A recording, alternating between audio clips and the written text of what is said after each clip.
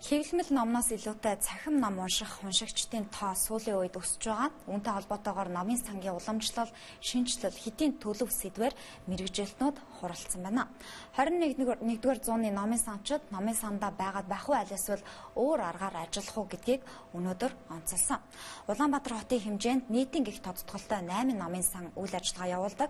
Номын сангаар үйлчлүүлж байгаа иргэдийн ихэнх хувийг оюутан сурагчид эзэлдэг юм а. Өөрөөр хэлбэл нийтийн номын сангаар үйлчлүүлэх иргэдийн тоо цөөхөн. Өмнө нь хүмүүс ном уншихдаа номын сангаар үйлчлүүлдэг байсан бол өнөөдөр гадуур, гэртээ, ажил дээрээ гээд хаанч унших боломжтой болсон байгаа.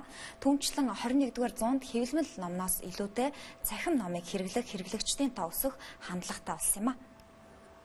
Хуучин бол ерөнхийдөө бол хүмүүс уншигчид номын сан дэрж уншдаг байсан. Одоо бол хүмүүс гэртээ унших сонирхолтой байна. Гудамжинд унших сонирхолтой байна. Явж байгаа улс орон дотор, онгоцсон дотор унших сонирхолтой байгаа учраас бид тэрэнд л хурц үйлчлэх хэрэгтэй. Яагаад тэгэхээр нийгэм өөрчлөгдөж, уншлагын хэлбэр өөрчлөгдөж байгаа учраас хүлээж суух явдалгүй л гэж би үзэж байна. Хөргөж үйлчлэх хэрэгтэй гэж бодож байна. 21-р зууны номын сан бол зөвхөн номын сангийн барилга байшингаар хязгаарлагдахгүй. Номын сан бол хангүй болж өргөжнө гэсэн юм дэлхийн нийтийн хандлага байна. Тийм учраас хэрэглэгч хаана байна? Үйлчлэгээ тэнд байх ёстой гэдэг зарчмаар бид хэрэглэгчтэй чиглэсэн, хэрэглэгчийн эрэлт хэрэгцээнд нийцсэн шинэлэг үйлчлэгээнүүдийг номын сангийн үйлчлэгээнд дэвтрүүлэх, хэрэглэгчдийг татах, хэрэглэгчид номын санд ирж үйлчлэгээ авах бололцоогүй байгаа тэдгээр иргэд хэрэглэгчдийн гэрт нь очих. За тэр бүр боломжгүй маа гэхэд тэр гар утсан дээр нь очих ямар боломж байна? Тэдгээр бүхий л аргуудыг судлах шаардлагатай болсон байна гэдгийг олж харж байгаа. Жилээс жилд дэлхийд даяар цахим хэлбэрээр ном уншигчдын тоо огцом өсч, борлуулалт нь төдий хэмжээгээр нэмэгцээр байгааг олон тоо баримтаар нотолж болох юм.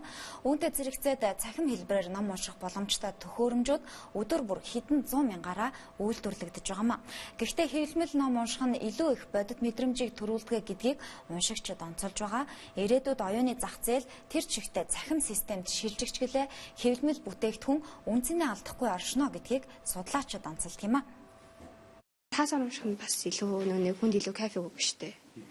Илүү ном уншиж гэсэн мэртэй тий. Бид илүү гэж байна. Өнөөдөр Нацаг доржийн нэрмжит Улаанбаатар хотын Төв номын сан үүсгэн байгуулагдсны 35 жилийн ой тохиож байгаамаа.